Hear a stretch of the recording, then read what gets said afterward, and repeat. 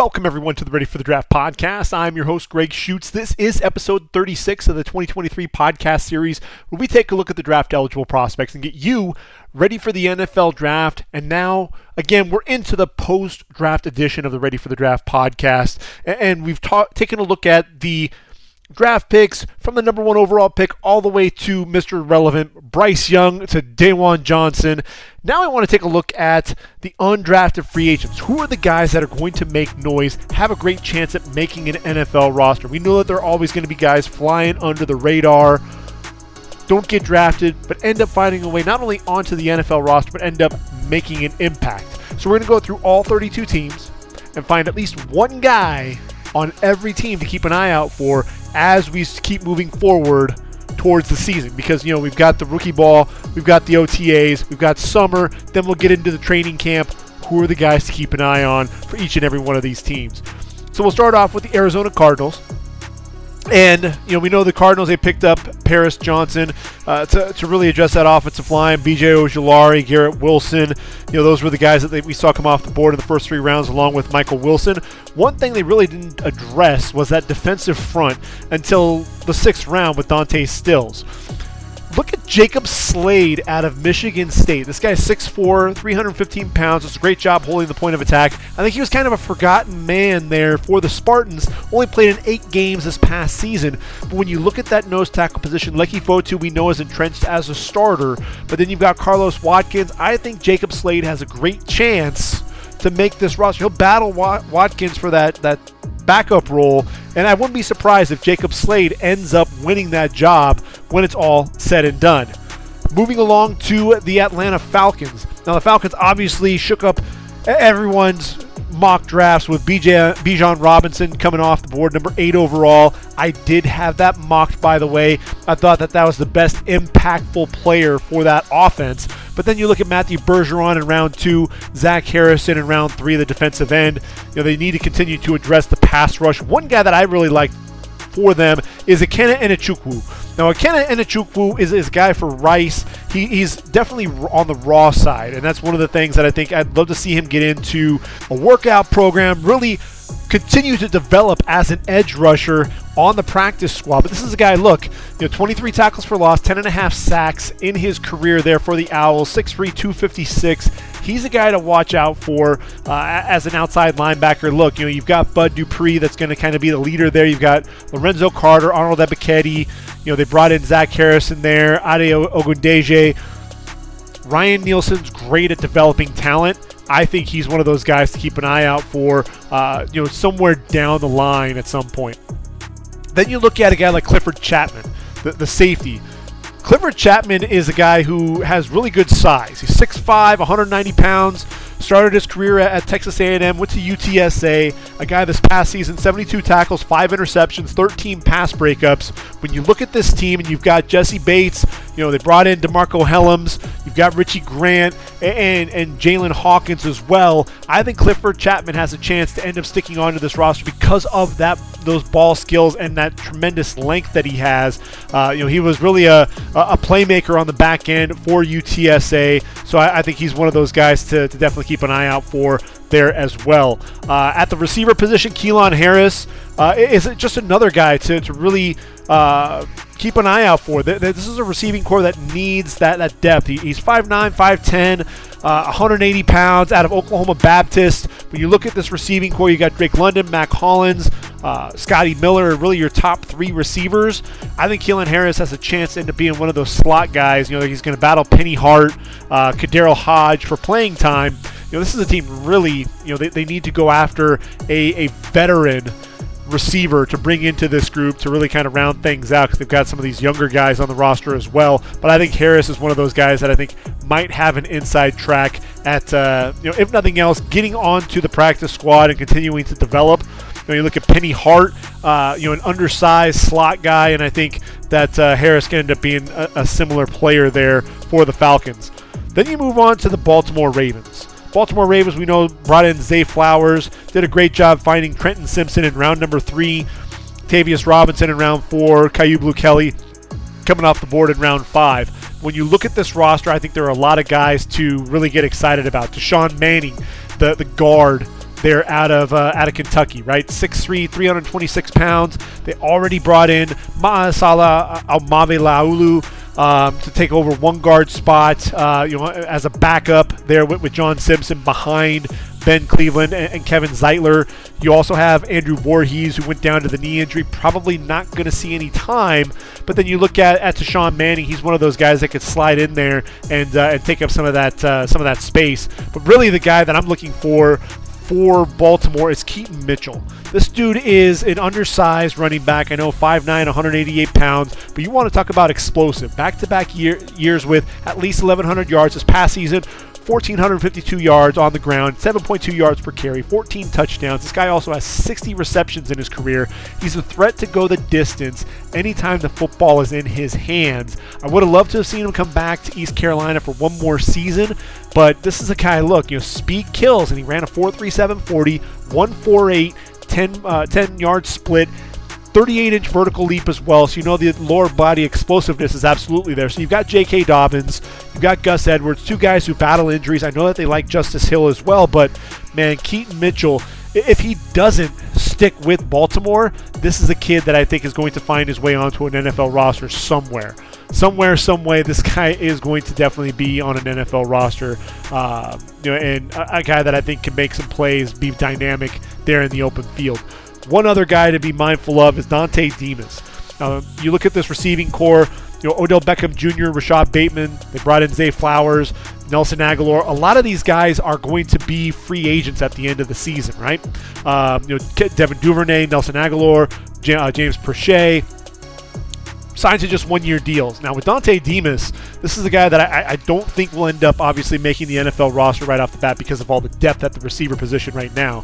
But at 6'3", 217 pounds, he's battled that leg injury in 2021, came back in 2022, wasn't quite the explosive self.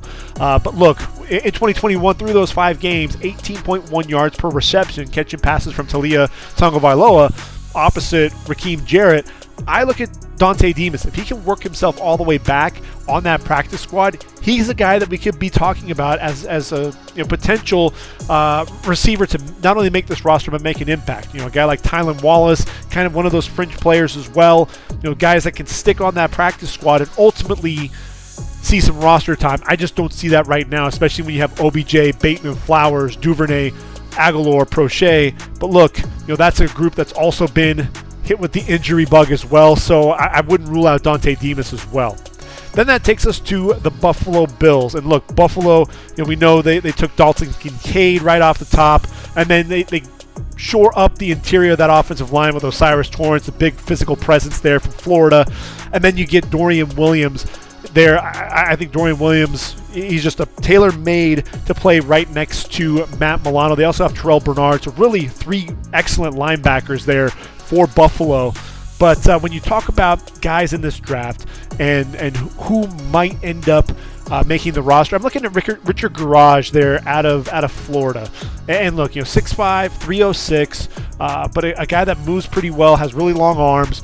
You look at this group, there's a lot of guys, but they're going to be competing for these backup spots, right? David Quessenberry, Tommy Doyle, Alec Anderson, Brandon Shell's on the roster as well, competing there to back up Deion Dawkins and Spencer Brown. I think Richard Garage is a guy that has just as good a chance as anybody else on that roster. He's somebody that I think needs to continue to develop, and I think that's why we didn't hear his name called on draft day, but he's definitely somebody that I would put on the short list as a guy to keep an eye out for in Buffalo, potentially making the NFL roster. And then Jalen Wayne at the wide receiver spot. And I know that there's talk with this receiver spot.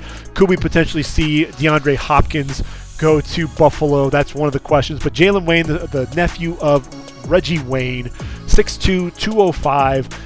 This past season, over 800 yards receiving and 9 touchdowns. Was a big play guy there for the Jaguars. And a guy, look, he was there at the combine, ran a 4.5 140. A guy he's a solid receiver, good possession guy. And when you look at the receiving core, obviously you've got, right now, you've got Gabe Davis, Stephon Diggs, Deontay Hardy. They drafted Justin Shorter, who I think really could end up playing tight end at some point. Khalil Shakir could very well end up being that number 3 receiver as well. They've got Trent Sherfield, Isaiah Coulter, Desmond Patton are a couple of the other receivers there on the roster. But Jalen Wayne is one of those guys that I think you could see on a practice squad there in Buffalo, and a guy that could work his way into the rotation down the road. So he's another guy I think to definitely keep an eye out for in Buffalo. Carolina, obviously we know number 1 overall pick Bryce Young, Jonathan Mingo going in round number 2, the 8th pick in round 2. I love that pick as well. I think Jonathan Mingo can end up being a go-to guy there for Bryce Young. Round number 4, they get Chandler Zavala, a guy who I think is going to be a future starter there at the guard spot. Look, he's going to be competing with Austin Corbett. If Corbett is brought back, I think that's really one of the question marks. And then they also get Jamie Robinson. You've got Von Bell, you've got Xavier Woods, but I think Jamie Robinson is a guy that can end up working his way onto the roster as well. But the guy that sticks out for me is Jalen Redmond. The defensive tackle there from Oklahoma. And Jalen Redmond, I think because of that lack of overall size really hurts him. But, when you're talking about him, what he did there at OU, 31.5 tackles for loss, 14 sacks in his career, went 10 tackles for loss, 4 sacks, 4 pass breakups this past season for the Sooners. And when you look at him, what did he do at the Combine? He really blew things up. 4'8", 140, a guy that can definitely get up the field in a hurry. But, look, he's 6'2", 291. And when you look at Carolina, where could he play? I look at that defensive end position. You've got Deshaun Williams. You've got Henry Anderson. I think Jalen Redmond is a guy that could absolutely fit in up front for that group and end up making the roster as that third defensive end. I really do. I think he's one of those guys that has some of those tools that that the Panthers are really going to be looking for. But you also look at that cornerback spot. You've got a guy by the name of Rezjohn Wright. Surprised that he was not drafted there out of Oregon State. Alex Austin, he had to wait a long time to hear his name called as well. So it was really a bit of a surprise. But this kid, 6'2", 191, 17 pass breakups in his career, 4 interceptions, and a guy that has a lot of length to him. And that's something that you have to get excited about. Over 32.5-inch arms. So not overly. The length isn't staggering by any means. But he's when you look at the Combine, he had some of the longer arms there in the group. Better above average length. And when you look at Carolina in that cornerback position, you've got J.C. Horn and Dante Jackson really as your starters. Keith Taylor, C.J. Henderson, Stanley Thomas Oliver, Herb Miller. You can't tell me Rezjohn Wright is not one of those guys that's going to be battling there for a roster spot. I think he has a definite chance to slide in and find a spot there on the roster. One other guy that I really like is Ace Ely there out of Georgia Tech. Ayinde Ely, 6'3", 232 pounds. Past season had 118 tackles, 9.5 tackles for loss, 3.5 sacks, 4 forced fumbles, a couple of pass breakups as well. A guy that does a great job playing downhill. When you look at this group, you've got Frankie Luvu and Shaq Thompson. You have Kamau Grazier Hill, Brandon Smith there as well. I know Aaron Mosby's the guy that's impressed. Ace Ely's one of those guys that just keep an eye out for him as we go through camp and see what he can do. He's just one of those guys that I think has a chance to end up putting some pressure on some of these other guys to potentially end up, if nothing else, on the practice squad, potentially making that 52-man roster. And when you look at him, a guy that definitely could be a special teams ace. I love the playmaking ability, the instincts there out of Ace Ely. And then Cameron Peoples is one other guy there for Carolina who's intriguing. He's more of an upright runner, a one cut and go type of guy, but 6'2", 220 pounds, a dude there for Appalachian State. Look, in 2020, over 1,100 yards, 926 yards in 2021, played in just 9 games this past season, didn't really get things going, not much of a receiving threat, so that's something that I think he'll absolutely have to answer the bell, answer the calling there, and showcase the fact that he can catch the football out of the backfield. But look, it was that bowl game in 2020, 22 carries, 317 yards, and 5 touchdowns. That's 14.4 yards per carry. A physical presence coming downhill. You look at Miles Sanders, you look at Chuba Hubbard. who's going to be that third running back? Is it going to be Rasheem Blackshear? Is it going to be Spencer Brown? When I look at Spencer Brown coming out of UAB, 6 foot, 220 pounds, contact balance, physical runner, I think he and Cameron Peoples could absolutely be battling it out for that last running back spot. Rasheem Blackshear's, he's 5'9", 190, a little bit of a different type of a guy there at that running back position, but I think it'll make things interesting, really moving that football there for Carolina, which takes us to Chicago. When you look at Chicago, Darnell Wright's plug and play there at the right tackle position. We know that. I think Roschon Johnson has a chance to battle Deontay Foreman and Khalil Herbert for playing time. Tyreek Stevenson's a guy that could end up being a starter there at that cornerback spot. Terrell Smith is going to get some playing time. And then you look at Zach Pickens and Gervon Dexter, guys that are going to be pushing for playing time early on in their careers. So those are guys that you definitely want to keep an eye out for. But when you look at the lack of a pass rush, and that's really what the Bears have been struggling for. You expected to see them make a move there at defensive end. I know that they brought in DeMarcus Walker, they brought in Rasheem Green, but who else is going to get after the quarterback for them? And so I look at a guy, DeAnthony Jones. This is a guy, he's 6'2", 270, so a little bit on the undersized side, but 13 and a half tackles for loss, 8 sacks this past season, 15 in his career, 23 and a half tackles for loss. Really explosive coming off the edge. He's a guy to watch out for to potentially make that roster as an edge rusher. Micah Baskerville, the linebacker there out of LSU. Another guy that, look, I thought he was going to get drafted. He's not spectacular by any means, but a guy that he's just a heady football player. He's one of those guys that you can rely on. 6'1", 231 pounds, back-to-back years, over 80 tackles, 22 and a half tackles for loss, 12 pass breakups as well. He just puts himself in a position to make plays. When you look at that linebacker spot, obviously there's Noah Sewell on the roster, to back up Tremaine Edmonds. They've really bulked up that linebacking core, but I look at Micah Baskerville. Is he going to be a Mike? Could he be a Will? He might be battling Sterling Weatherford for that backup job behind TJ Edwards. So he's another guy I think to keep an eye out for sure. And then the quarterback position, Tyson Bagent. This is a guy, we know the arms, arm strength. We know his ability to cut loose, 6'3", 213 out of Shepherd, setting all kinds of records. Look, you've got PJ Walker as a backup. He's going to battle Nathan Peterman. I think Tyler Bagent ends up taking over that spot and ends up being that number 3 quarterback there for Chicago. I really do. I think it's going to be his job to lose, and I think they're almost expecting him to end up taking over that job. Nathan Peterman, he's a journeyman guy. I just think that it's going to be Tyson Bagent. It's his time to show what he can do, and so keep an eye on him early in training camp. If he's in a groove, expect him to ultimately take over that spot. Which takes us to Cincinnati. Now look, Cincinnati, Miles Murphy, DJ Turner, Jordan Battle, Charlie Jones, Chase Brown, Andre Iosivas. They made a lot of really sharp moves there in the first 6 rounds of this draft. I look at a guy like Jackson Kirkland out of Washington, a guy that has the versatility to play both tackle and guard. I think right now, you look at Jackson Carman, similar situation there coming out of Clemson, right? Can play both tackle and guard.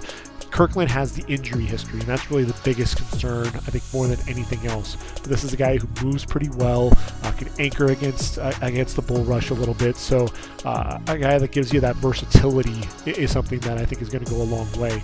When you also look at this group, at this team, you look at the linebacker position. I know Jermaine Pratt, Logan Wilson.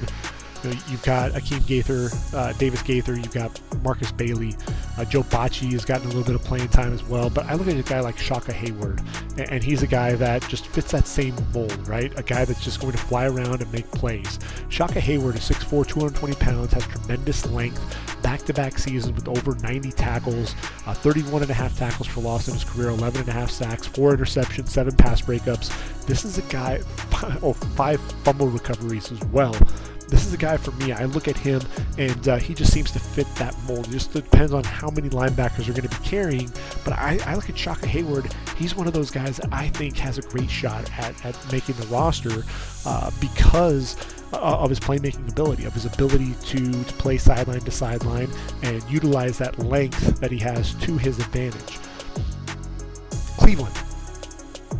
Now, we know the Browns didn't have a pick in the first 2 rounds, and obviously that's making the deal for Deshaun Watson.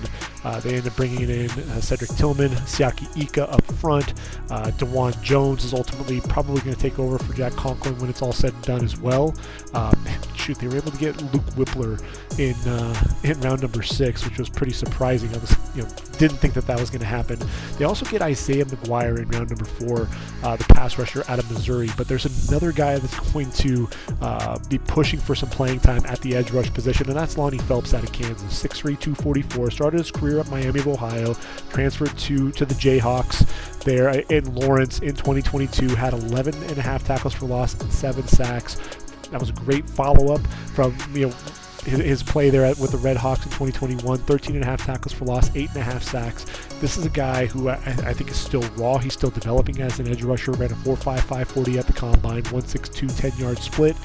A guy who has tremendous speed coming off the edge. Look, they need to get help from Myles Garrett. I know that they picked up Zadarius Smith. That was a huge pickup. You also brought in Agbo Okoronkwo. Alex Wright needs to light a fire under himself. I think Isaiah Thomas as well. You've got Isaiah McGuire there. Lonnie Phelps is the guy that, even if he doesn't stick in Cleveland, I think will end up on an NFL roster because, look, if nothing else, Lonnie Phelps has that athleticism to fall back on, and he's going to be a guy that's just going to continue to develop, and I think he deserves a shot at the next level. And then they also brought in Ronnie Hickman, the safety there out of Ohio State. Now, this is a guy that I think everyone was expecting to get drafted. 6'1", 205. I think 2021 was his best year, had 99 tackles. Did have 7 pass breakups in 2022, but he just seemed to be a step slow at times. So he's a guy to keep an eye out for, though. If everything clicks, this is a guy that could end up battling D'Anthony Bell, Rodney McLeod for a backup safety spot. I think Bubba Bolden's also there as well. So those are guys to keep an eye out for as well. Which then takes us to the Dallas Cowboys. Dallas, look, Mozzie Smith was a home run. They needed a tight end, so they brought in Luke Schoonmaker. DeMarvion Overshown is the guy that has shown that he can make an impact there at that inside linebacker spot. And you can't tell me that Viliami Fehoko can't make an impact coming off the edge. We saw what he could do, Mountain West Player of the Year there for San Jose State, and then Deuce Vaughn coming off the board in round number 6, a guy that's going to be kind of a change of pace guy there for Tony Pollard. I think he's also a guy that's going to battle Ronald Jones for playing time, Malik Davis as well. And look, his dad as a scout there for the team, I thought that was really a great story. But you look at a guy like Jalen Moreno-Cropper, the receiver, undrafted. I think that was also a surprise. This is he's just a smooth operator there for Fresno State. 6 foot, 173, over 1,000 yards this past season. And look, I thought he showed out pretty well at the combine. Ran a 4.4 40. Shorter arms, I think that's one of the bigger concerns that you have for him. When you look at the receiving core, you've got Michael Gallup and Brandon Cooks to team up with CeeDee Lamb. That's really your top 3. Simi Fehoko is a vertical guy. Kavontae Turpin, the dude that came in from the other leagues, was an MVP and ends up showing up and showing out there for Dallas. Jalen Tolbert as well, but I think Jalen Moreno-Cropper is going to be battling for for that roster spot, if nothing else, onto that practice squad. Another guy that I think is I think really he'll be battling Jalen Brooks. Jalen Brooks gets drafted there out of South Carolina. Honestly, I think Jalen Cropper is probably a better overall prospect. I think the reason why Brooks got the nod in the draft over Moreno-Cropper is just that size. That's something that Jalen Moreno-Cropper is lacking, but I think ultimately the route running ability, that smooth operating like I was talking about, I think that's ultimately going to win over the coaches, and he'll end up finding his way onto the roster. You look at Isaiah Land, another guy. The edge rush, the speed ability, a guy that knows how to get after the quarterback. He's only 6'3", 228. That was what his playing weight was there at Florida A&M. And, a dude, though, that he can bend coming off the edge and, shows up at the combine. Only ran a 4.62 40. So for a guy, he did bulk up to 236 for the combine. You were expecting him to be a little bit quicker. But, man, you look at what he could do there with that group. Micah Parsons, I think ultimately he can slide over into that Leo. He's going to give you a lot of really good depth. I mean, when you think about this, Parsons, Dorrance Armstrong, Dante Fowler, DeMarcus Lawrence at the DN spot, Sam Williams, and Fehoko. I think when you look at that will linebacker, that's going to be manned by Marvin Overshown. I think he'll end up winning the spot over Timon Clark. You also re-signed Leighton Vander Esch. I mean, there are a lot of linebacker, a lot of guys, edge rushers, linebackers, but I look at Isaiah Land. I think he needs to get a little bit bigger, but a guy that I think can end up working his way onto the roster. And I'll give you one more name, and that's Jarrell Johnson. This is a guy, look, 6'4", 235 out of Liberty, 27.5 tackles for loss, 9 sacks this past season. That gives him 44 tackles for loss and 17 sacks in his career, 6 pass breakups as well. This is a guy, look, when you talk about a guy that can make, can affect plays behind the line of scrimmage, Jarrell Johnson is one of those guys that can absolutely do that. I don't think that Dallas is going to be where he can really do that. There are so many guys on this roster that are going to be competing for roster spots. They may look at him on the practice squad just because he's a younger guy that they can continue to have develop under their tutelage. But I look at Jarrell Johnson. If he really wants to end up making an NFL roster, likely on the practice squad, I think he's going to have to go elsewhere. I said one last guy, but I look at Earl Bostic out of Kansas. This is another guy that, he look, 6'6", 310, a developmental player. Tyron Smith isn't going to be around forever. You've got Terrence Steele at the right tackle spot. Matt Waletzko, Josh Ball are the backups right now. They brought in Asim Richards, a tackle from UNC, who will likely be, taking over for backup duties with Tyler Smith. You also have Chuma Edoga as well, who can play both guard and tackle. I think Earl Bostic's one of those developmental guys. If I'm Dallas, and look, Dallas needs offensive line help, I look at a guy like Earl Bostic Jr., and I think he's a guy that they're going to want to keep on the roster. If nothing else, put him on the practice squad, help him continue to develop, and a guy that I think down the road could end up being a swing tackle for them when it's all said and done.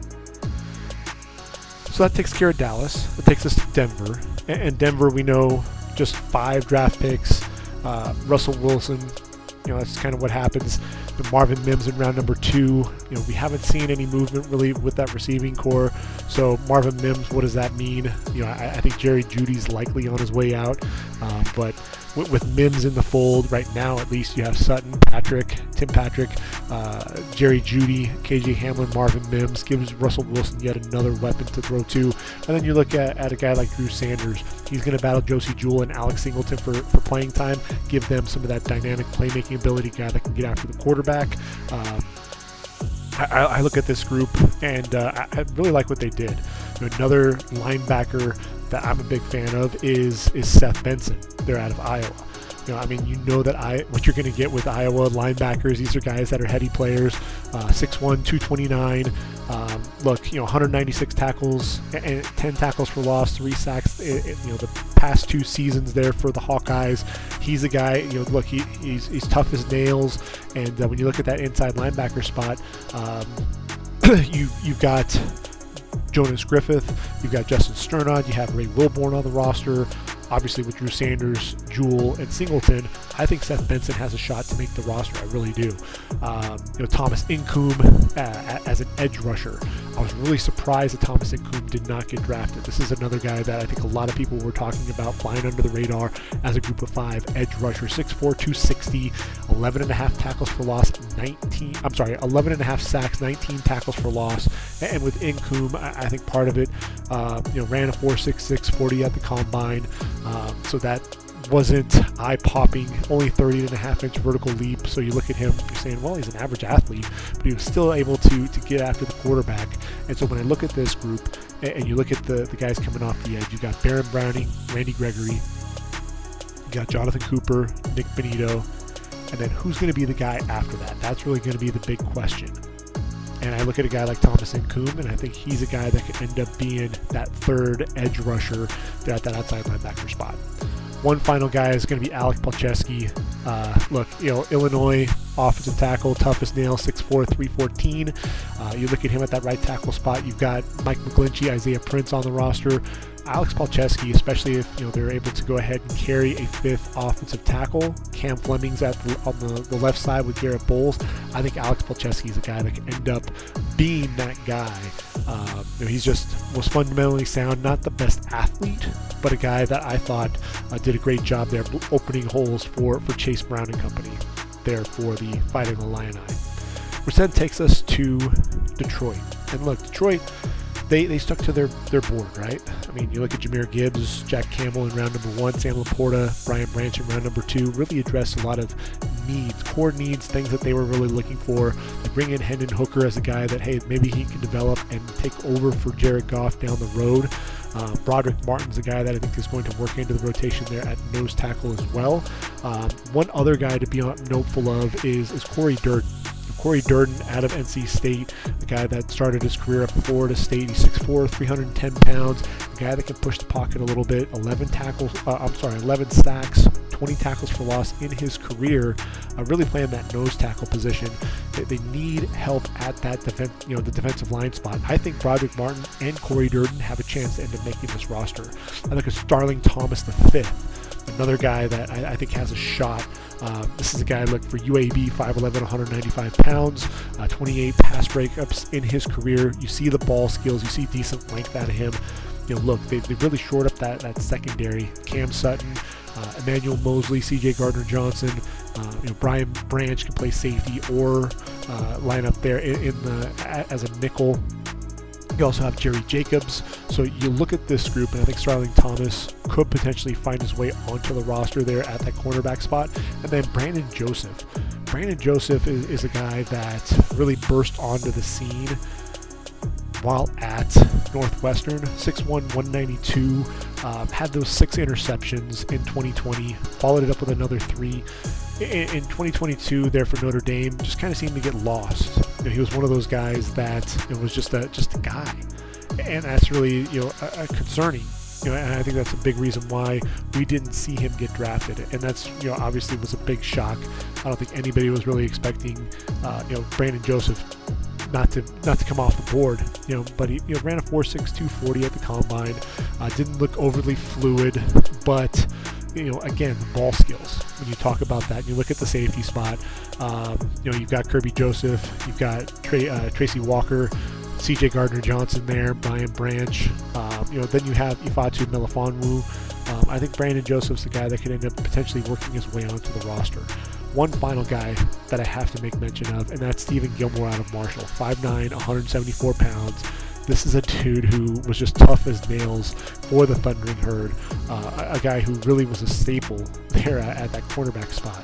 A guy who had 34 pass breakups, 9 interceptions, had 3 in back-to-back seasons there for Marshall. And a guy, look, he steps up when the lights are brightest, and and that's something that I think should obviously take notice. But if the name sounds familiar, think about that Notre Dame game, that 37-yard pick 6 that really sealed the deal there for the Thundering Herd in their upset victory over the Fighting Irish. Stephen Gilmore, to me, is a guy, don't rule him out as a potential option there for the Lions. One final guy is Dylan Drummond. Dylan Drummond at the receiver spot. I think this is a team that is still looking for some depth at the receiver position. 6', 179 out of Eastern Michigan. A dude who is just a smooth operator there at the receiver spot, and a guy that I think he's tough. You obviously have Amon-Ra St. Brown. You got Marvin Jones, Josh Reynolds, Antoine Green, who they drafted, Khalif Raymond. And you've got some issues there at that receiver spot, obviously because of Jameson Williams and suspended for 6 games, and we know that there are going to be some of those issues there at that receiver spot. Tom Kennedy's another guy who's been a playmaker for them, making his way onto the roster. I look at Dylan Drummond and a guy that could end up working his way in as a potential 5th or 6th wideout there for Detroit. So we finish up with the Lions, and we stay in the NFC North. We're going to go with the Green Bay Packers next. So if we're going alphabetically, you got to go from D to G, and so we're not moving very far. We go to the Green Bay Packers, and look, Green Bay, we knew that they needed to address the defensive end spot. They get Lucas Van Ness. Then they say, okay, we're going to get some weapons. Luke Musgrave, Jaden Reed, Tucker Kraft. Those are guys, Dontavian Wicks, that they picked up in round number 5. I think these are some moves that Green Bay made that are definitely going to help Jordan Love, guys catching passes for him. And so when I look at this group, Carl Brooks is another guy I'm a big fan of as a defensive end. They were able to pick him up there in round number 6. Look, 5 technique I think is really going to end up being his home. He put on a lot of size, and he's going to be a guy to keep an eye out for, that's for sure. Now, when we look at this group of undrafted free agents, we know that Grant Dubose was taken in round number 7. I look at Malik Heath out of Ole Miss. This is a guy that I thought really came on strong down the stretch for Lane Kiffin and company. Started his career at Mississippi State, 6'3", 215, over 900 yards receiving, 16.2 yards per reception.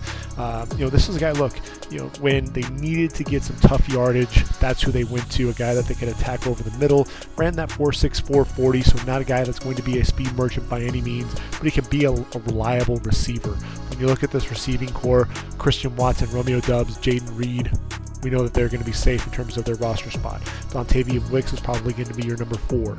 After that, you got Grant Dubose, you got Samori Toure, Bo Melton. Malik Heath is a guy that I think has a chance to end up sticking as that number 5 wide receiver when it's all said and done. I think there's a good chance that we can end up seeing him, work his way into getting a little bit of playing time.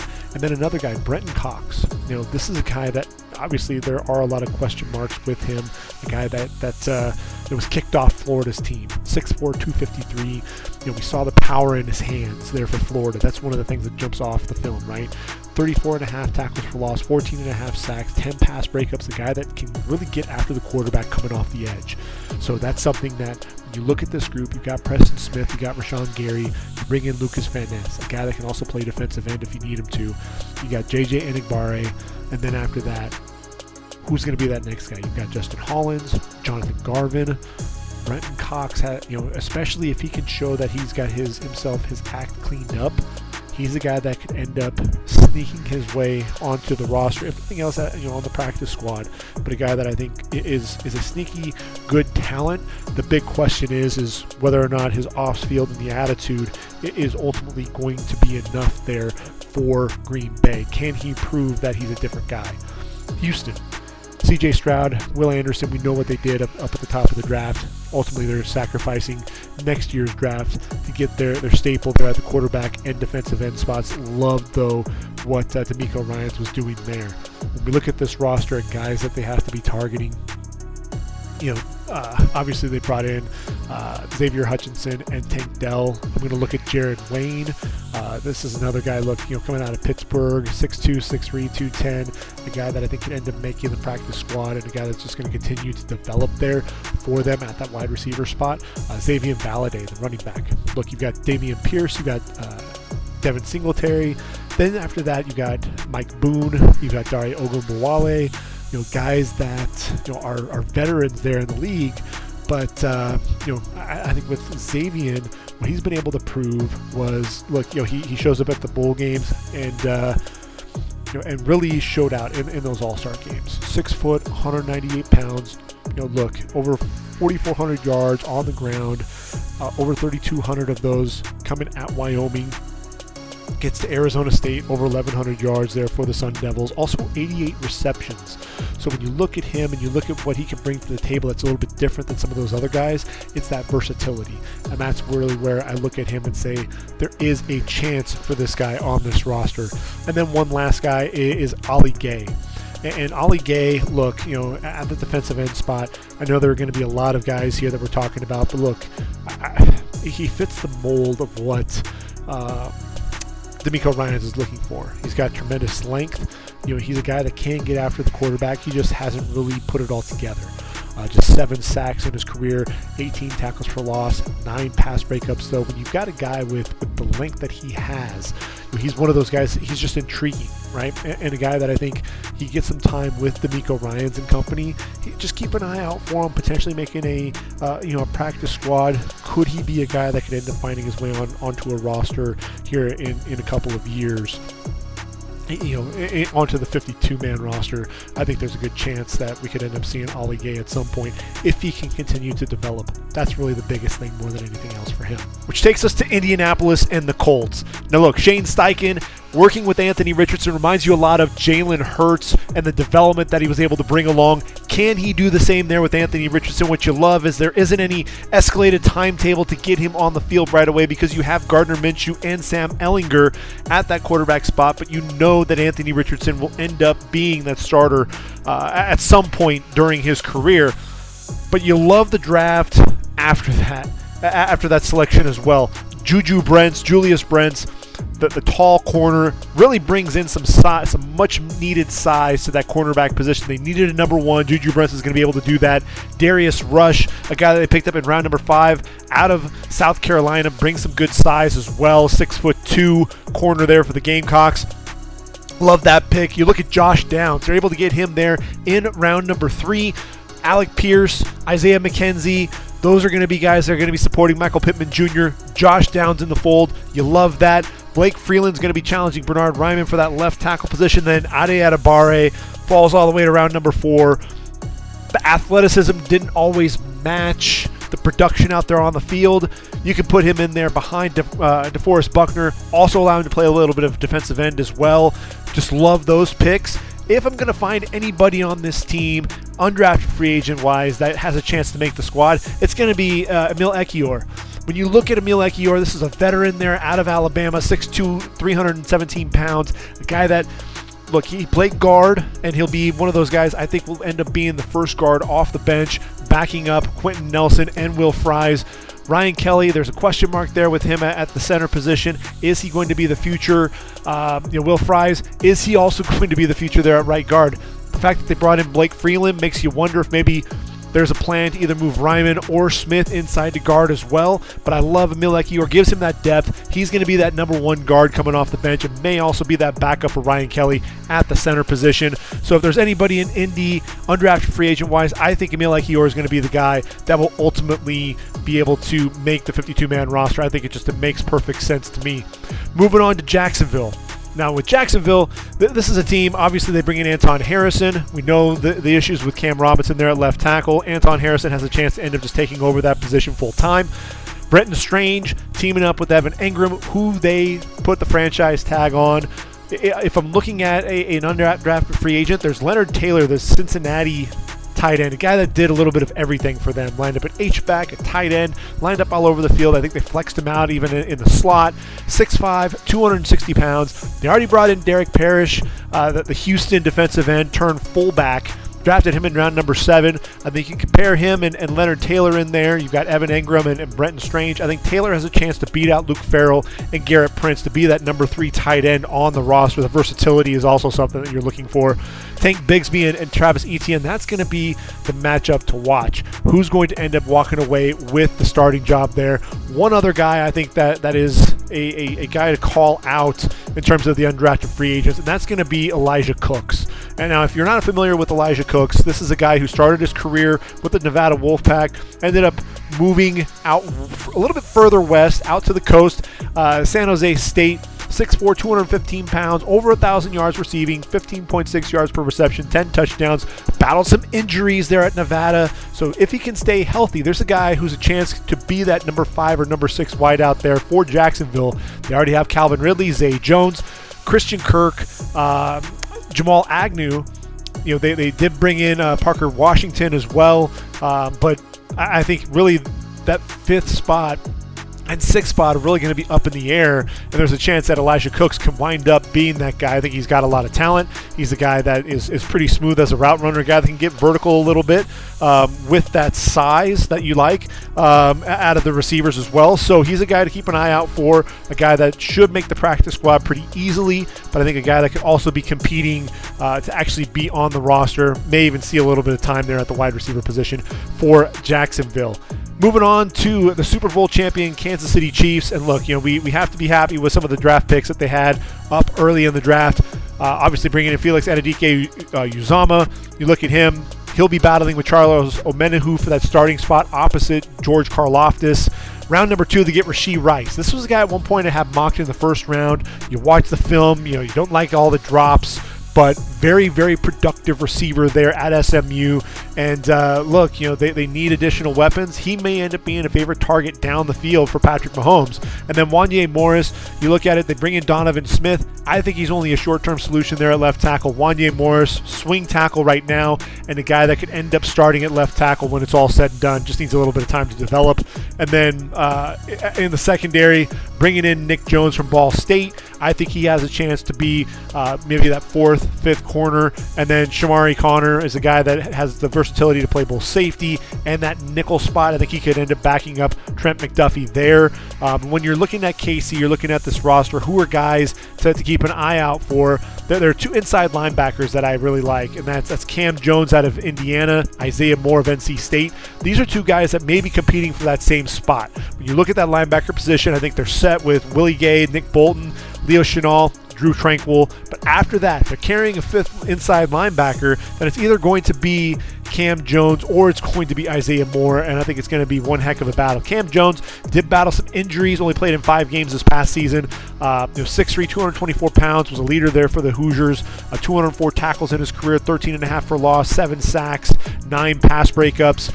A guy that really plays at his best coming downhill, has a little bit of range, but somewhat limited athletically. Then there's Isaiah Moore, who's 6'2", 236 pounds. This was another guy. Look, NC State, they were loaded at that linebacker position. Drake Thomas and Peyton Wilson.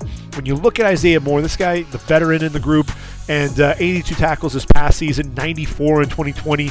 Battled some injuries there in 2021, but look, 43.5 tackles for loss and 11.5 sacks, 9 pass breakups in his career. He's another guy that loves to come downhill and looks to make plays right around that line of scrimmage. I think if there's a guy that has the inside track at that spot, it'll probably end up being Isaiah Moore. But I like both of these guys, and it's just a shame that one of them likely won't end up making the roster, but I could see one of them making their way onto the practice squad. The Chargers. When you look at the Chargers, you knew they were going to get a receiver, and I just didn't think they were going to take Quentin Johnston. But what you have there is that vertical threat to team up with Mike Williams and Keenan Allen. Thought that was a great pick. And Tuli Tuipulotu gives you some versatility, outside linebacker and a defensive end. Dayon Henley's a guy that you're really going to like, end up taking over that starting spot for Eric Kendricks, who's really only a short-term fix there at inside linebacker. But if there's a guy that I'm really looking at, it's going to be Gerard Clark there at nose tackle. I know they've got Sebastian Joseph Day, they've got Otito Obanaya, but I look at Gerard Clark, and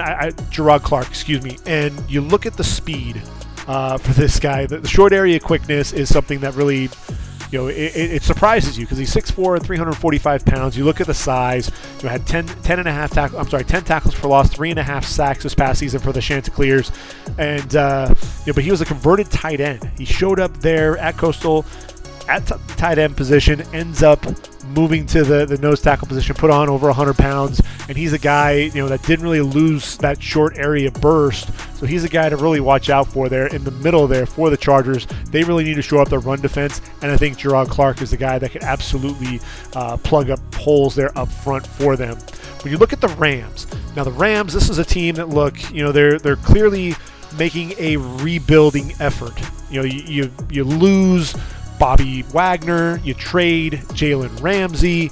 You just look at all the guys that are gone. Greg Gaines is gone up front. Allen Robinson is gone. So what are the Rams going to do? One of the things, I love Steve Avila, plug-and-play guy there at left guard. If you listen to my podcast, he's a guy that I absolutely love. Zach Evans competing there for that number 3 running back spot. He may end up taking over that backup spot if he can stay healthy.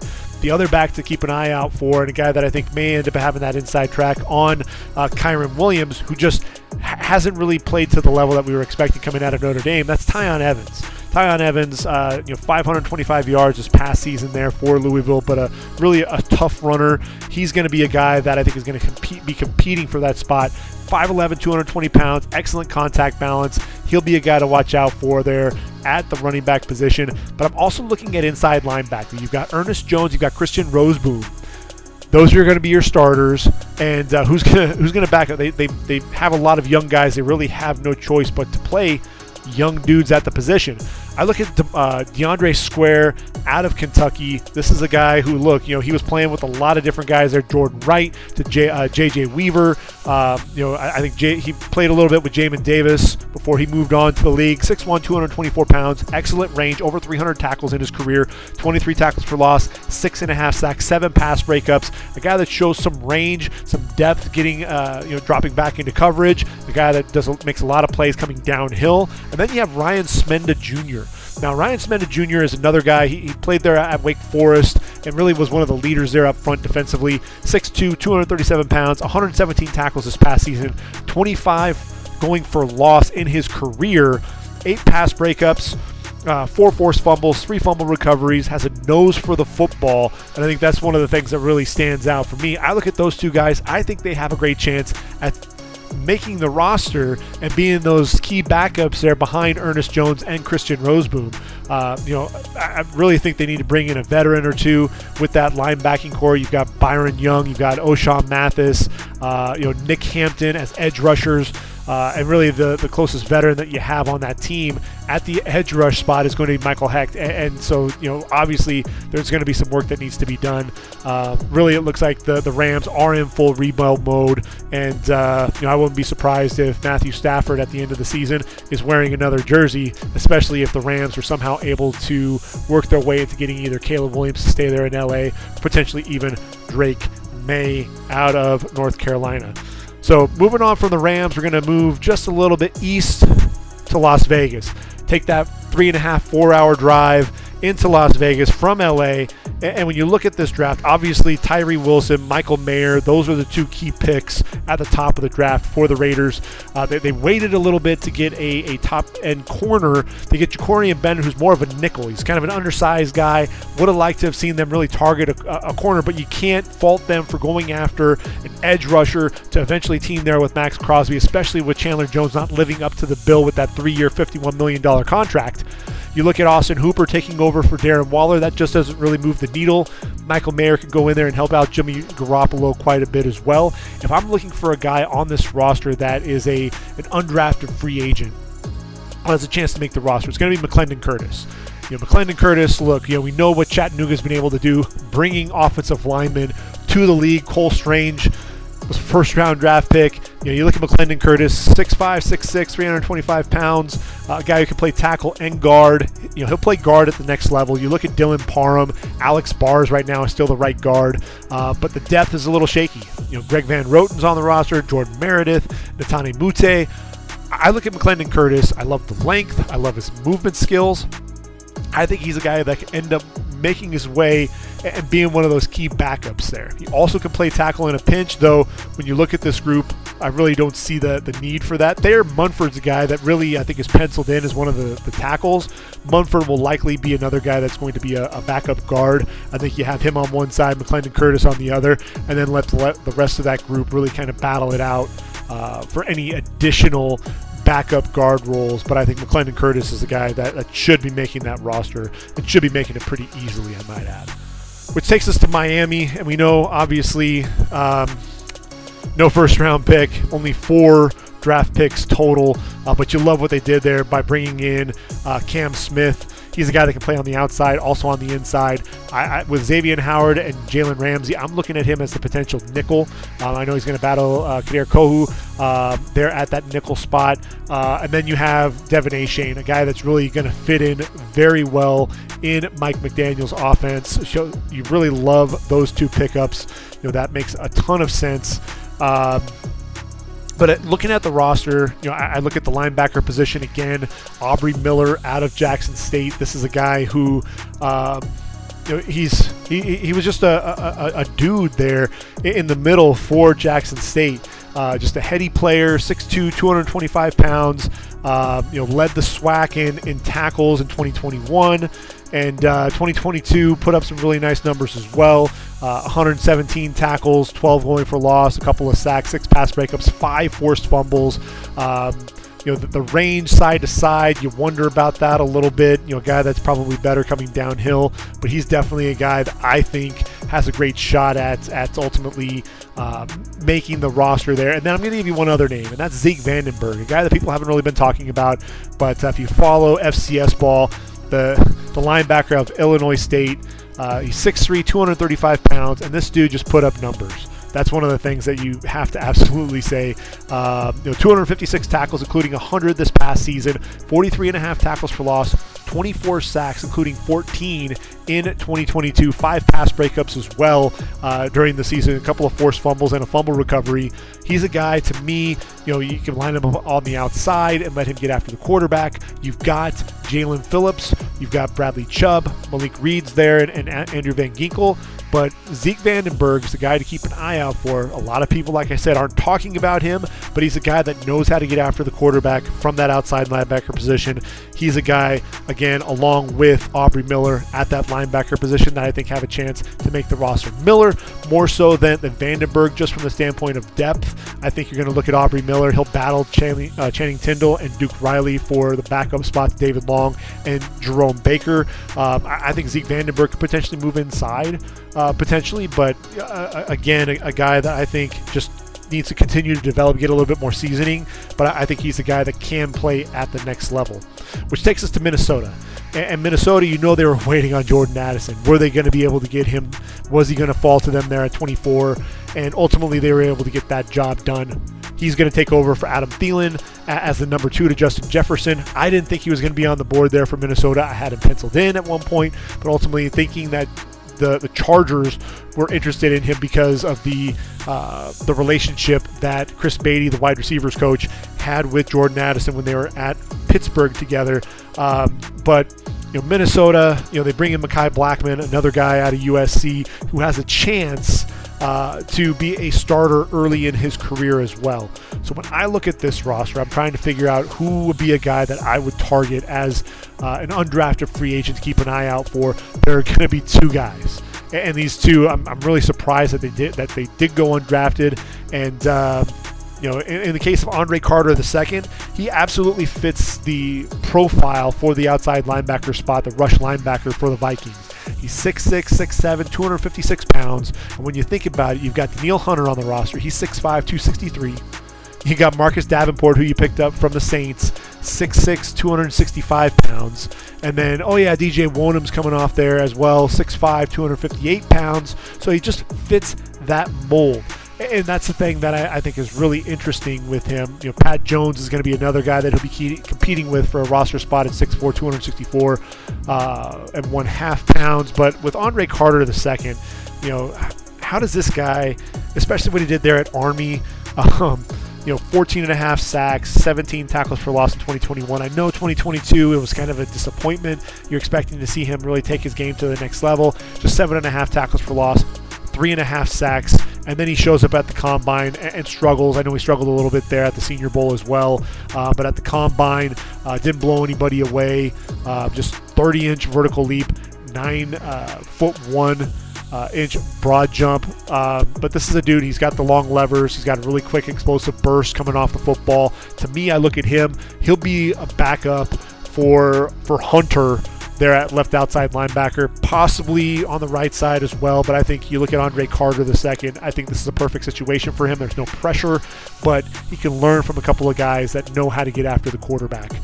One other guy to mention is Ivan Pace Jr. When you look at the inside linebacker spot, you've got Jordan Hicks, you've got Brian Asamoah. They love guys, especially with Asamoah, guys who can run, guys that can fly around and get to the football. And Ivan Pace was one of those guys that was absolutely able to do that for both Miami of Ohio and Cincinnati. Undersized, 6', 239, but back-to-back years with at least 120 tackles. He's with the Red Hawks in 2021, 125 tackles, 13 going for loss, 4 sacks, 3 pass breakups, and an interception. Decides he's going to transfer to Cincinnati to play out his final season there with the Bearcats, with his brother Deshaun Pace. 136 tackles, 20.5 tackles for loss, 9 sacks. And it just seemed like anywhere you looked, number 0 was flying around and making a play.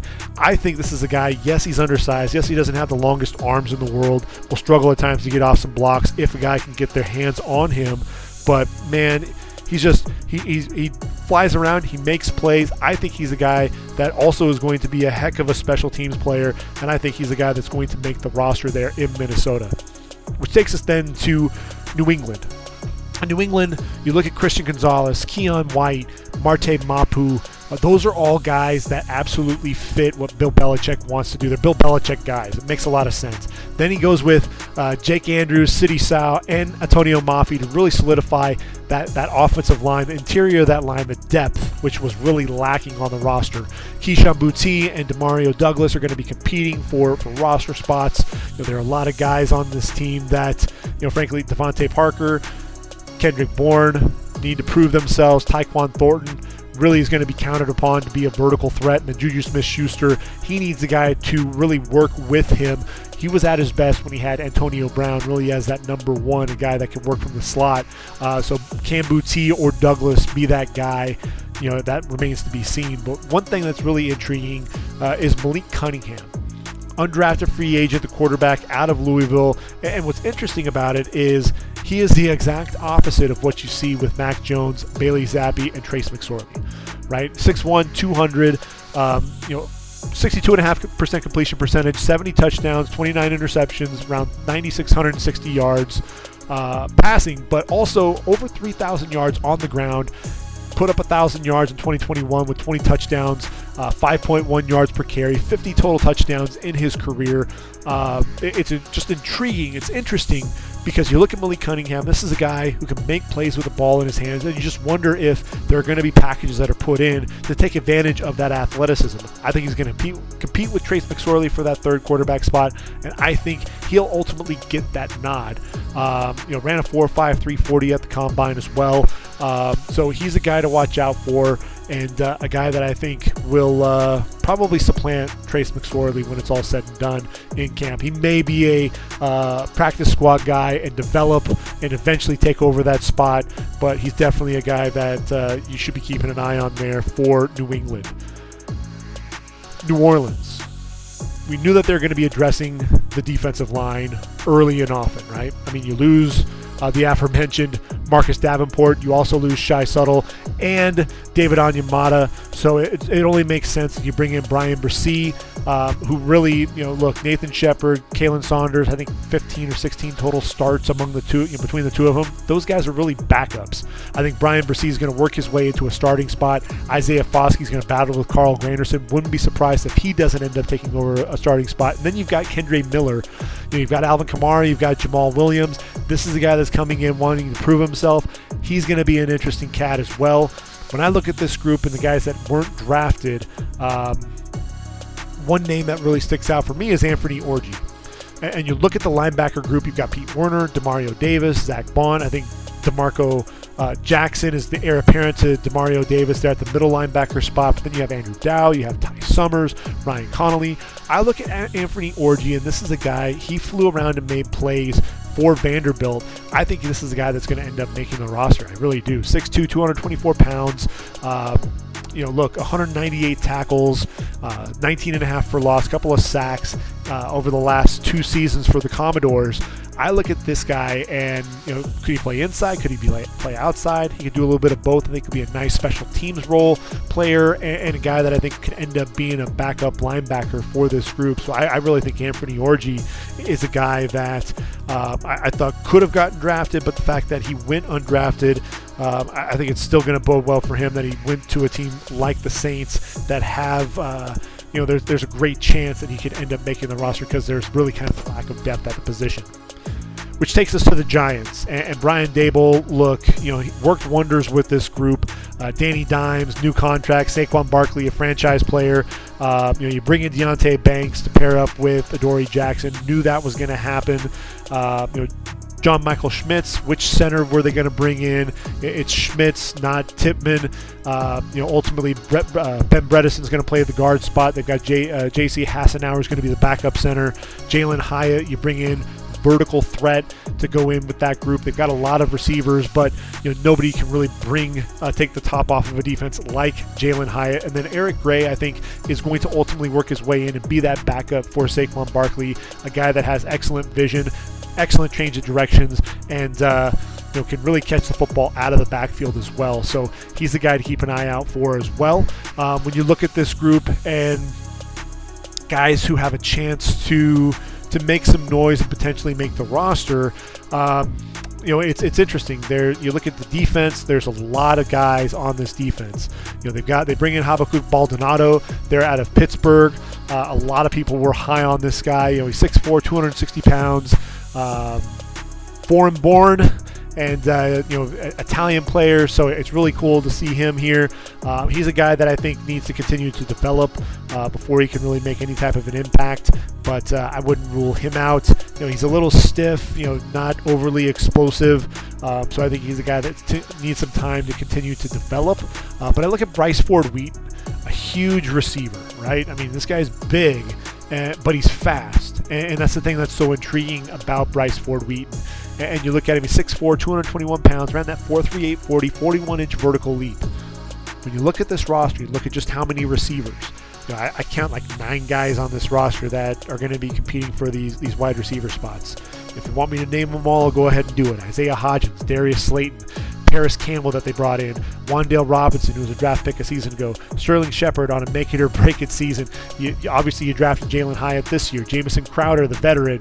You got Colin Johnson as well. David Sills is a guy that's gotten some playing time. Jeff Smith, who got some playing time there with the Jets. So Bryce Ford-Wheaton, when you look at the receiver spot, there's a good chance that this guy may not end up making the roster as a receiver. But I look at this tight end position. You've got Darren Waller, who was a converted wide receiver already. You got Daniel Bellinger, who to me, I think, that's a good 1-2 punch at that tight end position. But after that, there's Lawrence Cager, who himself was a converted wide receiver there at Miami. There's Tommy Sweeney. But I look at Bryce Ford-Wheaton, and I look at this group, and I think there's a chance that he could end up like Lawrence Cager, get onto the practice squad, put on some additional size, and if he still has that explosiveness, that speed, that vertical ability, that just adds a different dynamic that a lot of other tight ends won't be able to bring to the table. Reminds you a little bit of what Darren Waller can bring. So he's a guy to keep an eye out for. I don't think he makes the 52-man roster, but I think he's a guy that you can tuck away, stash away on that practice squad, develop him a little bit, put some size on him there at the tight end position, really let him learn that spot a little bit more, and then see what you got after that. And I think he's a guy that teams may be interested in for that tight end role as well, sitting there on that practice squad. The Jets on draft day, that was kind of rough to watch, right? That tackle position, you knew that was what they wanted. Steelers go up and they get Broderick Jones. They're basically left out in the cold. All 4 of the top offensive tackles weren't there for them. So they end up getting Will McDonald, the guy that's going to compete with John Franklin Myers and Carl Lawson for a starting spot. I think he's going to be a dynamic edge rusher for them. So I really love that pickup when it's all said and done there. Then you look at Izzy Abanikanda, who's going to be the backup there for Breece Hall. Carter Warren, they had to wait all the way to round number 4, 18th pick in round number 4 to get another tackle. He's a guy that I think will be competing to eventually take over for Dwayne Brown whenever he decides to hang it up. You got Joe Tippmann, the center. That makes a lot of sense, getting a center in there as well. So I love that pickup. Zach Kuntz, the athlete there at tight end. You've got Tyler Conklin, you've got CJ Uzama, Jeremy Ruckert. Kuntz is the guy that'll be that 4th tight end, and can he work his way in and get some playing time? That's going to be really the biggest question. He's a guy that needs to work on his blocking a little bit. That's something that I think really, when I look at him, that's really the biggest thing that I think he needs to target right now. When I look at this group, though, there's just not a whole lot in terms of room for guys to make the roster that are undrafted. But I'll give you one name, and that's Derek Langford out of Washington State, 6'2", 205. You've got DJ Reed, you've got Sauce Gardner, but a lot of other guys. There's Bryce Hall, Jimmy Moreland's on the roster, Justin Hardy. You've also drafted Jarek Bernard-Converse. But what you like about Derek Langford is that size. Yes, he's 6'2". He may end up moving inside to safety. You've got Jordan Whitehead, Chuck Clark, Ashton Davis. Trey Dean is on the roster there as well. He's another guy that I think at the safety spot could potentially make the roster. But with Langford, what you have is a guy with a ton of length, 13 pass breakups, 4 interceptions, a guy that I thought looked good against some of the better wide receivers in the Pac-12. And then with Trey Dean, look, he and Rashad Torrance on the back end for Florida, 6'3", 206, back-to-back seasons with at least 80 tackles, 18 pass breakups in his career, 4 interceptions. You just worry about the stiffness in his hips. That's really the biggest thing that you're going to see out of him. Also ran that 4.75 40 at the combine, so that's going to be scary. But I think you watch the film, he plays a lot faster than what he ran in that 40. So he's a guy to keep an eye out for. Could he potentially make the roster spot as a backup safety? Potentially there's, Ashton Davis is in there. He'll compete with Will Parks, with Tony Adams, with Langford. And then another kid that they brought in, Marquise Waters out of Texas Tech, another guy who could end up playing that strong safety spot. So I think Langford, Dean, and Waters are going to be 3 guys to keep an eye out for in the secondary there for the Jets. Can they potentially steal a roster spot away? That's what's going to be interesting, for me, because really when you look at this roster, there's not really a whole lot of room for undrafted free agents. I like some of the depth that they've put in there. So it'll be interesting to see how everything plays out. Eagles. Good Lord, the rich get richer. Jalen Carter and Nolan Smith. This infatuation with Georgia is just, it's fascinating. You bring in Keely Ringo as well to be that third corner with Darius Slay and James Bradbury. He'll compete with Greedy Williams there. Then they trade for DeAndre Swift to really get that number 1 running back. That's why they didn't really target a running back there. And then the secondary, you bring in Sidney Brown, the team with Terrell Edmonds, Reed Blankenship. So you really love a lot of the movement, what they've been able to do. Cornerbacks, they've got quite a few already. Josh Jobs, Zach McPherson. I mentioned Greedy Williams. There's Avonte Maddox, Josiah Scott. So they're 2 guys that I like. I just don't know if there's going to be enough room on the roster. One is Eli Ricks out of Alabama, 6'2", 188 pounds. This guy's battled some injuries, but this is a guy who was battle tested in the SEC. Guy started his career at LSU, 4 interceptions, 5 pass breakups, and then played in 6 games in 2021, 9 games in 2022. Couldn't really stay on the field. He's one of those guys to where, can he eventually develop into a guy that can play there on the outside? And then Mekhi Gardner out of LSU, 6'1", 212 pounds. This is a guy who actually started his career at Louisiana. And the thing that I like about Mekhi Gardner is the length. That's something that you absolutely see that jumps out. He's the guy that could potentially play safety. 23 pass breakups in his career. A guy that I thought, really got a chance to showcase what he could do in the SEC. I thought he held up really well. There's just so many guys on this roster. I think they're ultimately going to have to move somewhere else in order to potentially make a roster spot. When you look at this team, obviously you have Nick Morrow, you've got the Kobe Dean, you've got Hassan Reddick, Nolan Smith, there's Christian Ellis, Sean Bradley, Davion Taylor. Ben Van Sumeren is another guy that is really intriguing because of all the athleticism. He blew up his pro day there at Michigan State. He transferred from Michigan to Michigan State, 81 tackles this past season. A guy that didn't really see the field a ton, but the athleticism just really turned a lot of heads. I don't have the exact numbers in front of me, but they were really staggering what this guy was able to do. And I'll give you one final name, and that's Joseph Ngata out of Joseph Ngata out of Clemson. Well, he and Jaden Hazelwood are both on the roster. I think they're looking for receivers, and you've got A.J. Brown, you've got Devontae Smith. There's Olamide Zaccheaus, who's going to be your slot guy. Britton Covey's kind of your return man. You've got Quez Watkins on the roster as well. There's Greg Ward, Devin Allen, the Olympian. But with Joseph Ngata, he's one of those guys that he reminds you a lot of Justin Reed, a guy that had a lot of promise but never really was able to put it together. 6'3", 220 pounds, has a lot of size, over 1,200 yards in his career and 6 touchdowns there for Clemson. DJ Uiagalelei struggled a little bit getting guys the football. Then you have Jaden Hazelwood. Of the 2 guys there that transferred into Arkansas, Matt Landers was the one that really turned heads for me. But when you look at Jaden Hazelwood, he was a guy that was a highly recruited receiver going to Oklahoma, moves to Arkansas for his final year. 702 yards on 59 receptions, 3 touchdowns on the year as well. These are guys that have good size. He's 6'2", 215. He ran that 4.66 40 at the combine, so that's something that doesn't really wow you by any means, but you love the size. This is a group that could use some of that size. So those are 2 guys that I think are intriguing, guys to keep an eye out for. And then one final guy, I know that they brought in Tyler Steen, a guy that could potentially play guard or tackle for them. I think may end up actually battling Cam Jurgens for that right guard spot. But Trevor Reed out of Louisville, he's 6'4", 311, good athlete there at that tackle position. He's a guy to watch out for, just to continue to develop at that tackle spot. Of the guys that I mentioned, I think Trevor Reed is probably the guy that is closest to actually making a roster spot or really sticking on that practice squad, because I think there's some ability to develop him and be a guy that could be potentially a swing tackle for you in the future. Wouldn't necessarily say it's the near future, but a guy that you can continue to work with and continue to develop. Which takes us to the Steelers. Trading up for Broderick Jones, you needed that left tackle. I mean, we know that really hurt the Jets, who were expecting to see a tackle there.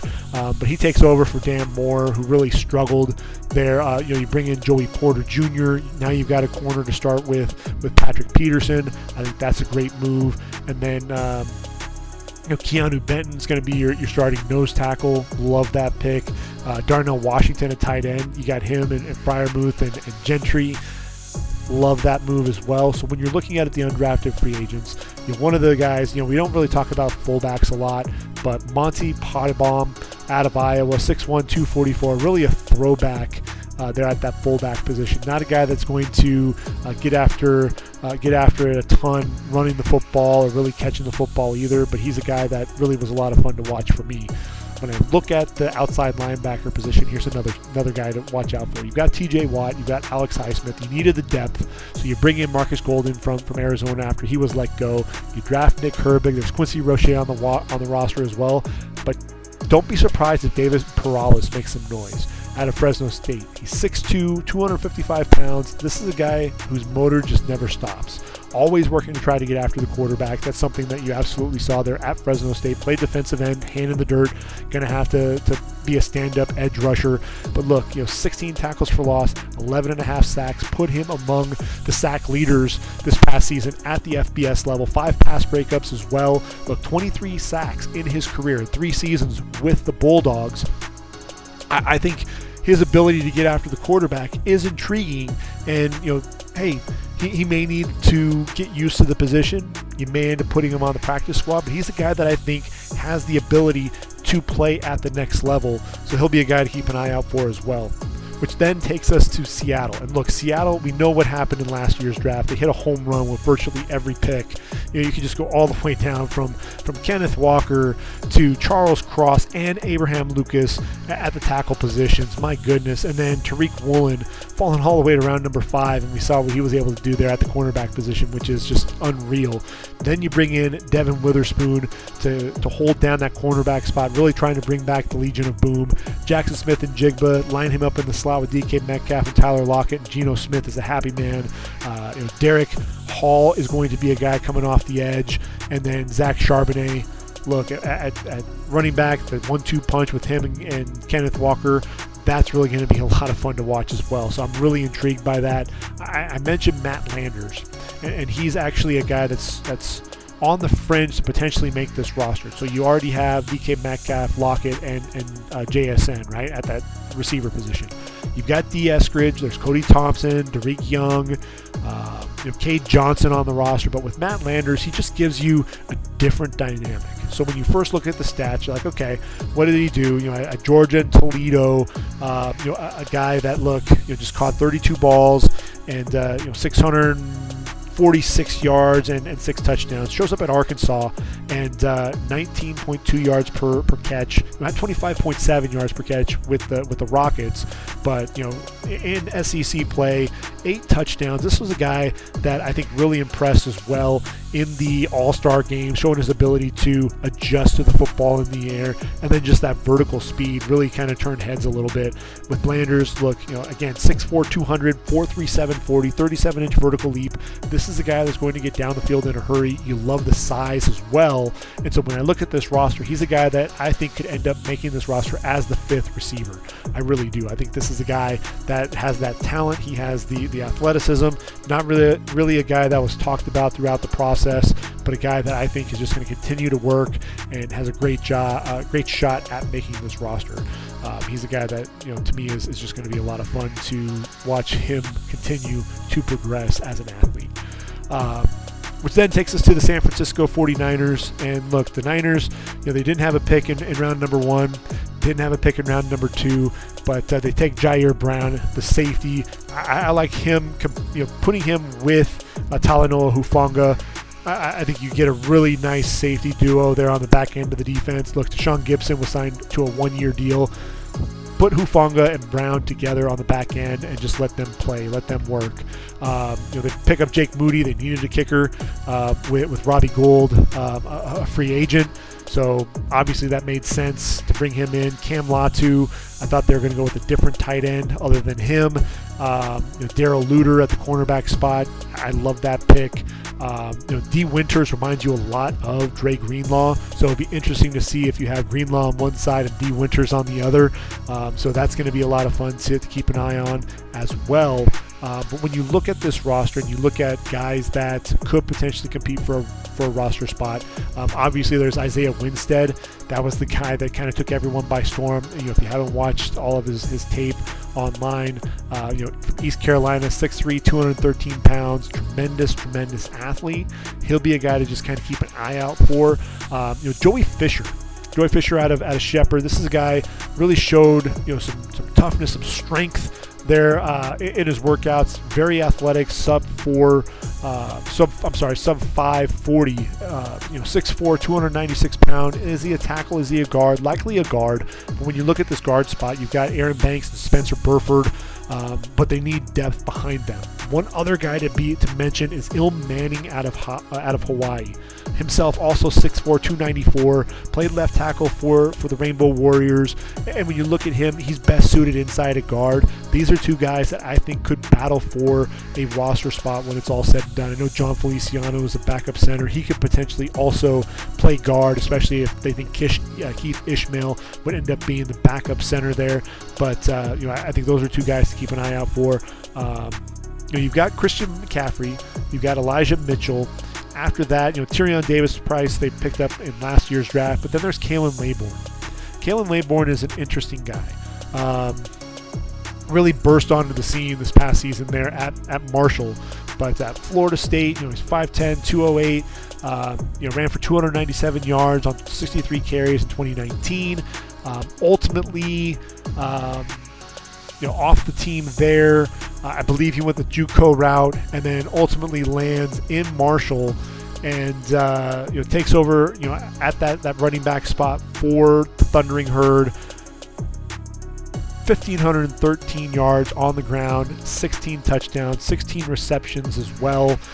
All that production, there just wasn't a ton of film on him, and I think that was one of the things that everyone was wondering. Well, what is this guy? What is he really going to bring to the table? He's going to be a guy to keep an eye on, though. I think he, as they saw there at Marshall, they had Rasheen Ali, who himself was a stud in 2021, over 1,400 yards on the ground and 45 receptions as a redshirt freshman. And then he goes down to injury, only plays in 3 games, and Kalen Laybourne was able to step in and really take things over. So he's a guy I think has a chance to continue to work and eventually make that roster, if nothing else, on the practice squad.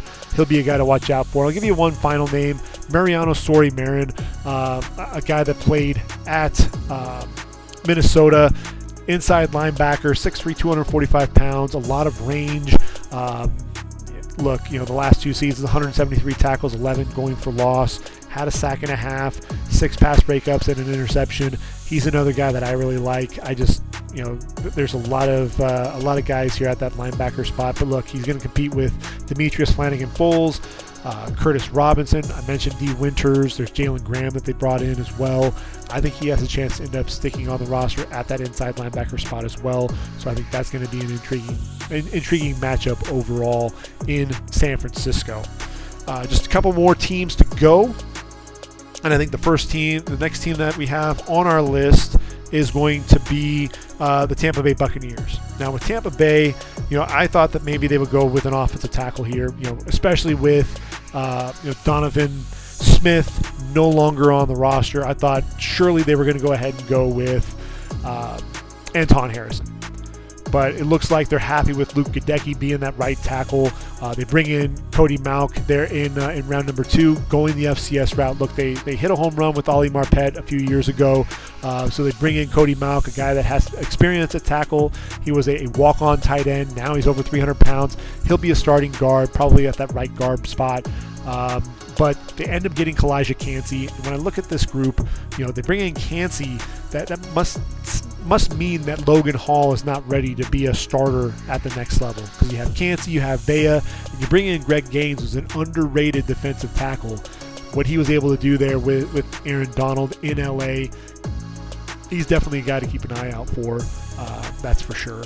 But when I look at this roster and guys that have a chance to make the roster, I look at the receiving corps. Mike Evans, there's Chris Godwin, Russell Gage. They bring in Trey Palmer to kind of be a vertical threat. But what's intriguing about the guys that they brought in, they bring in Raheem Jarrett and Cade Warner, and those are two receivers who I think have a great chance at making the roster. When you think of Raheem Jarrett, he was the more explosive guy. We talked about Dante Demas already, but at 6 foot, 200 pounds, Raheem Jarrett, over 1,500 yards and 10 touchdowns for the Terps in his 3 seasons there at Maryland. And look, ran a 4.44 40 at the combine, so he's a guy that we know is going to be able to get vertical for Tampa Bay. But then Cade Warner is just a guy. Look, he played there at Kansas State, and he just continued to work, continued to impress. 6'1", 205, the guy that looked just 800 yards receiving, but a guy that was always reliable, excellent route runner. And he's just one of those guys that when you think of guys that can end up making it to the next level, making those roster spots, they're not always going to be the guys that are going to have the top end stats. Obviously he's got the bloodlines with his dad, but I think what's going to be interesting, you look at a guy like Scotty Miller, right?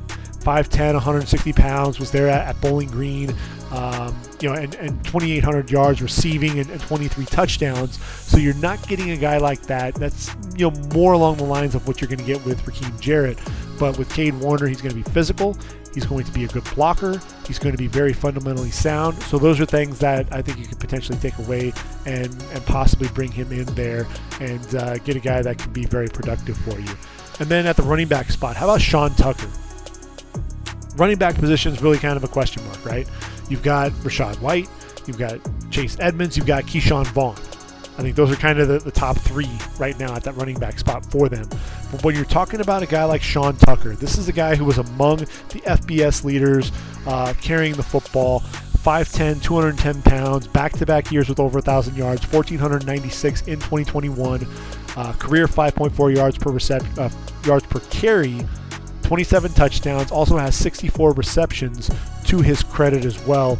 He's one of those guys, he kind of has a smaller frame, and so I know that there's not really a whole lot to kind of do with that build, but he's a guy that can be explosive. He has that sprinter speed and get on the outside. He'll be a guy to keep an eye on. Really what happens with this group. Has a chance to end up making a roster spot. I don't think they're going to carry 4 running backs, but a guy that I think could eventually develop and be a guy that could be a playmaker for them at some point during his career. And one other guy of mention would be Jeremy Banks there out of Tennessee. 6'1", 225 pounds. This is a guy that seemed to, anytime you needed a blitzing linebacker, it was going to be Jeremy Banks. 6'1", 232 pounds. Ran a 4.53 40 at the combine. A guy that, that speed downhill, that's something that really, stands out for me when you're talking about Devin White and his future there. And then you're also talking about the same thing with Vontae David. I know you brought in Servassier Dennis. There's KJ Britt on the roster as well. They're going to need inside backers. I think Jeremy Banks is the guy that sticks around there in Tampa. I really do, because of the lack of depth at that inside linebacker spot and really the uncertainty with both of those starters. Tennessee, Peter Skoronski, I think that was what made a ton of sense. I thought maybe Tennessee would go with a quarterback in round 1. They wait until round number 2. They get Skoronski, who's going to be a plug-and-play guard. Depending on what happens with Andre Dillard, he may be able to kick outside to tackle. They also drafted Jalen Duncan, a guy that can play tackle and guard as well for them, so they give some versatility there. Tyjae Spears is a guy that I think will be a nice complement to Derrick Henry. So a decent draft overall. They only had 6 draft picks, but I thought they used them very well. Jacob Copeland is a receiver, undrafted, but a guy that he has some good explosiveness. He was really kind of the forgotten man at Maryland. Transfer from Florida, 6 foot, 202 pounds. Kind of forgotten, like I said, but a guy who's very explosive. Over 1,700 yards and 11 touchdowns in his career. He's a guy to kind of watch out for, because look, this receiving core isn't very deep. You got Treylon Burks, you got Nick Westbrook, there's Kyle Phillips there on the roster, Racey McMath, but who's going to be a guy that's going to work into a roster spot? Reggie Robertson's on the roster as well. Jacob Copeland, is a guy that I think could end up working his way in and potentially getting a spot there. You've got John Ojukwu out of Boise State as well, 6'5", 309. You look at the tackles, I mentioned Dillard, there's Duncan there, there's Nicholas Petit-Frere, but I think Ojukwu is the guy that could end up potentially being a swing tackle for you if you prefer Duncan there at the guard position. So that'll be an interesting dynamic, see how all of that plays out. One other guy to mention is going to be Caleb Murphy out of Ferris State. 6'3", 254 pounds, but and you look at what he did at the combine, didn't blow you away at all. You're expecting to see him coming out of Ferris State, all the production, but ran a 4.8 140. I think that was really kind of surprising. And this was a guy, look, he was explosive, but he was kind of a man among boys there at Ferris State. When you're talking about the non-FBS level, you want to see what these guys can do, and you're talking about Ferris State, which really started at Grand Valley State and then moved to Ferris State, and you're playing in the Great Lakes Intercollegiate Athletic Conference, and then as a senior there at Ferris State, he actually wins the Ted Hendricks Award with 25.5 sacks. 39 tackles for loss. I mean, when you think about that, yes, it's Division II, but still, those are staggering numbers. And when you look at the outside linebacker spot, you've got Harold Landry, you've got Arden Key, and then you've got Rashad Weaver. After that, there's not really a whole lot of depth with guys coming off the edge. So I think Caleb Murphy has a chance to make the roster, but man, that athleticism is really kind of what is concerning. To say the least. I think he was more, the production was just, being a man among boys at the D2 level. But if he can continue to show why he was a guy that was able to put pressure on the quarterback at such, a substantial clip, then maybe there is something there. Maybe he's a guy that can end up working his way onto the field there in Tennessee. Which finally brings us to the Washington Commanders, the final team to go over in terms of our undrafted free agents. Obviously, Emmanuel Forbes is going to be a plug-and-play starter there at the cornerback spot. I think Jartavius Martin, Quan Martin will be their starting nickel as well. You think of that about that secondary now. You've got Kendall Fuller, you've got Cameron Curl, Derek Forrest. You've definitely solidified the starting group there in the secondary. Ricky Stromberg, I think, will end up being a starter there at the center position. I think Nick Gates may end up starting the season there, but I think he'll end up taking over that spot. Braden Daniels is going to be kind of a swing tackle. He and Cornelius Lucas. So I thought decent draft class overall. Chris Rodriguez, kind of a surprise. He reminds you a lot of Brian Robinson, the physical running back. So a little bit of a surprise that we saw him coming off the board there. But I like the pick of Andre Jones. A lot of length there. He's going to learn from a guy like Montez Sweat, and Chase Young. So I think that was a nice pickup as well. But scanning the roster and really looking for guys who are have a chance to end up making the roster, I'm going to kind of go off the reservation a little bit. going to look at Tim DeMore out of Fordham, 6'3", 220 pounds. When you talk about the Washington Commanders and the quarterback position, I think a lot of people were expecting to see them potentially target a quarterback earlier, right? You've got Sam Howell on the roster as your starter. Jacoby Brissett is the backup. Then there's Jake Fromm. But with Tim DeMore, this is a guy, put up some really stellar numbers there at Fordham. He was a 3-time Patriot League Offensive Player of the Year, FCS All-American in 2022. He led the Fordham and Patriot League in career passing yards with over 13,454 to be exact, 123 touchdowns, over 1,000 completions as well. This past season was really where 65% completion percentage, over 4,800 yards, 56 touchdowns, 10 interceptions. This dude can really cut it loose. Struggled with his accuracy prior to the 2022 breakout. A lot of sub 60% completion percentage years, 2018, 2019, and 2021. But this is a dude who ultimately put it all together in 2022 and is a guy that I think is starting to turn some heads. I think he can end up working on Jake Fromm and potentially take over that third quarterback spot. If nothing else, put him on the practice squad, let him continue to develop, and he might be a nice little backup quarterback that you would have there. Kind of a long-term project, but a guy, I think there are some definite skills that are there. Ran a 4.86 40 at his pro day, so he's another guy that I think he has some athleticism. The arm talent is absolutely there, so he'll be a guy to keep an eye out for with Washington as well. So that takes care of all of the undrafted free agents. So we've talked about all of the picks from Bryce Young all the way down to Dawan Johnson. We've covered at least one undrafted free agent for every NFL team who has a chance to make a roster or at least a practice squad. So the 2023 NFL draft has really we've put that to a close. But what I like to do to round out the 2023 podcast series is really a look ahead. I like to do this every year to kind of wrap things up, is really a look ahead to 2024. We'll do 2 podcasts. We'll talk about the offense. We'll talk about the defense. We'll have about 50 guys to mention at the different positions on both sides of the football. Obviously, we know Caleb Williams, Drake May are going to be the quarterbacks that everyone's talking about. Marvin Harrison Jr. at receiver, Brock Bauer at tight end. Then you got Olu Fashanu and Joe Alt at the offensive tackle position. So when you look at this group, a lot of offense that we're expecting to come off the board in the top 10. You've got Jared Verse, you've got Dallas Turner, and obviously Kool-Aid McKinstry with the ball skills displayed there at Alabama. Those are really the guys right now that I'm targeting on the defensive side in the top 10. But there are a lot of other guys to really be on the lookout for. So as we're going into the summer months, just giving you some names, dropping some names there for you to start paying attention to, especially as you start getting some of the preseason magazines that are rolling out. I've got my Athlon Sports sitting over here on the table.